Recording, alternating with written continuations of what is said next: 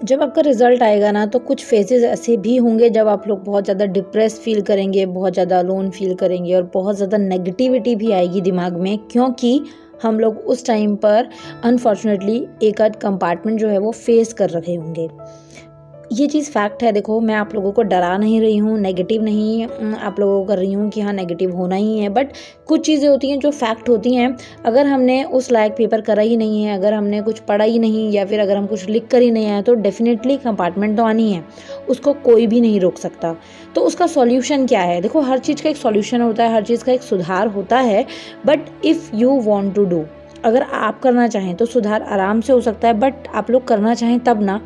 तो वही इसके वीडियो के अंदर मैं आपसे बात करने वाली हूँ कि कौन सी ऐसी चीज़ें हैं जिनको यूज़ करके आप अपनी कंपार्टमेंट को इम्प्रूव कर सकते हैं, आप अपनी कंपार्टमेंट क्लियर कर सकते हैं और पास आउट हो सकते हैं, अपनी डीएमसी क्लियर करवा सकते हैं। ये चीज़ें आपको रिजल्ट के टाइम पर कोई नहीं बताएगा, इवन अभी भी कोई नहीं बताएगा। सो मैं कुछ चीज़ें शेयर करूँगी, ध्यान से देखिएगा, सुनिएगा और ट्राई करिएगा कि माइंड में रखें जब रिजल्ट आए। ओके,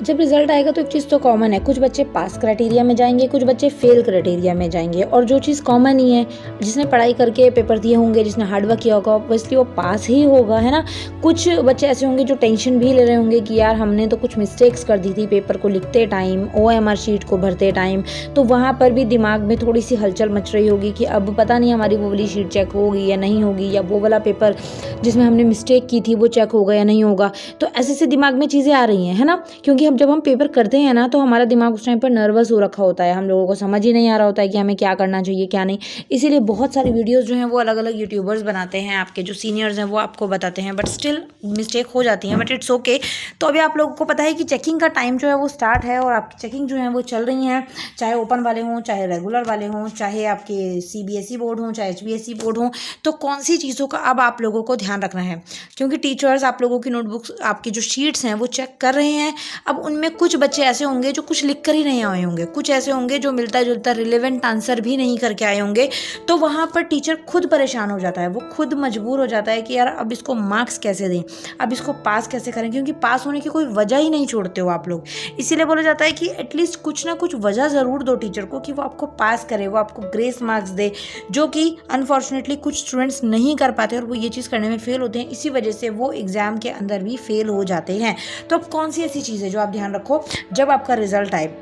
क्योंकि रिजल्ट की जब चेकिंग होगी और उस टाइम पर जब आपका, अगर अनफॉर्चुनेटली, वैसे तो मैं प्रे ही करूँगी कि आप पास हों, अच्छे नंबरों से पास हों, बट अगर अपने हार्डवर्क ही नहीं करा, आपने अपना कोई कर्म ही नहीं करा, तो आपको उसका फल कैसे मिलेगा। बोलते हैं ना कि कर्म करोगे तभी फल मिलता है, बैठे बैठाए पका पकाया फल नहीं मिलता। तो कौन सी चीज़ आपको ध्यान रखनी है? देखो, आप लोगों का रिजल्ट जो जब आएगा, तो अगर कंपार्टमेंट आपकी इन केस आ जाती है, तो आपको सबसे पहले तो अपने माइंडसेट को रेडी रखना है कि हाँ भाई, अब तो मुझे पेपर दोबारा देना है और अब इस पेपर में पास होना है। क्योंकि कहीं ना कहीं आपको पता ही होगा कि मैं उस पेपर को करने के लायक था, पास होने लायक था या नहीं। अगर आपके दिमाग में ये आता है कि यार पेपर तो बहुत अच्छा हुआ था और मेरे मार्क्स जो हैं वो इतने बन ही नहीं सकते, तो आपको पेपर का सोचना नहीं है, फिर आपको सिर्फ रीचेकिंग और रिवैल्यूएशन के ऊपर जाना है, राइट। रीचेकिंग रिवैल्यूएशन के ऊपर मैं पर्टिकुलर एक वीडियो अब न्यू क्रिएट करूँगी, जिसके अंदर आप लोगों को अच्छे से समझा दूंगी कि किसके अंदर फ़ायदा है, किसके अंदर नुकसान है, और कौन सी सिचुएशन में आपको रिवैल्यूएशन करवानी चाहिए या फिर रीचेकिंग करवानी चाहिए। ओके, तो फिर तो आपको इस तरफ जाना है। बट अगर आपको सच में पता है, क्योंकि हमें अपना लेवल पता होता है, अगर आप लोग करके ही 13, 14, 15 नंबर का आए हो,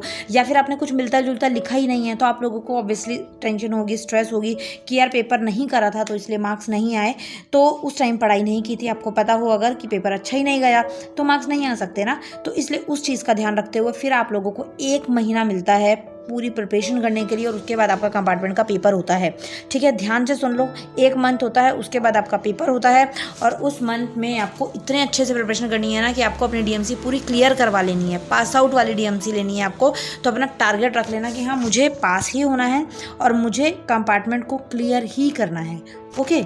तो आप लोगों को बस यही चीज़ का ध्यान रखना है। इस 1 महीने में आपको फिर इतने अच्छे से पढ़ लेना है कि जैसे आपका मान लो मई में एग्ज़ाम होता है, रिजल्ट आता है, तो आपका जुलाई में पेपर होगा, और जब कंपार्टमेंट वाला एग्ज़ाम होगा ना, तो उस टाइम के बीच में आपको इतने अच्छे से पढ़ना है कि आपको पेपर अच्छे से क्लियर हो जाना चाहिए कि हाँ, मुझे पासिंग डीएमसी ही चाहिए 2 महीने में, क्योंकि एडमिशन प्रोसेस स्टार्ट हो जाएंगी, और एडमिशन प्रोसेस स्टार्ट होंगी तो आपके बिना डीएमसी के एडमिशन नहीं हो पाता, या फिर अगर आप कंपार्टमेंट स्टूडेंट हो तो भी एडमिशन में बहुत प्रॉब्लम आती है। तो इसलिए इस चीज़ का थोड़ा सा ध्यान रखना, कोशिश करना कि इस चीज़ को अच्छे से इम्प्रूव कर पाओ और ट्राई करना कि ये गलती आपसे ना हो जो मैंने अभी आप लोगों को। आई होप कि आपको वीडियो पसंद आई होगी, और अगर आपको कोई डाउट होता है या आपको लगता है कि मैम ये चीज़ हमें नहीं समझ आ रही तो मैसेज कर सकते हो आप लोग इंस्टाग्राम या टेलीग्राम पर, या फिर कमेंट सेक्शन में भी आप मैसेज कर सकते हो if you have any type of doubt regarding to your future, your study, your any type of course, ठीक है। और मैं कोशिश वो टॉपिक्स क्लियर करवाने की करती हूँ जो आपको और कोई नहीं गाइड करेगा, और ये वो टॉपिक्स हैं जो एक टाइम पर आपके दिमाग बहुत ज़्यादा ख़राब करेंगे, तो इसलिए पूरी कोशिश वही रहती है। So please make sure to subscribe the channel अगर आप फर्स्ट टाइम आए हैं, और वीडियो को लाइक और शेयर करिएगा। Okay, thank you so much, bye bye.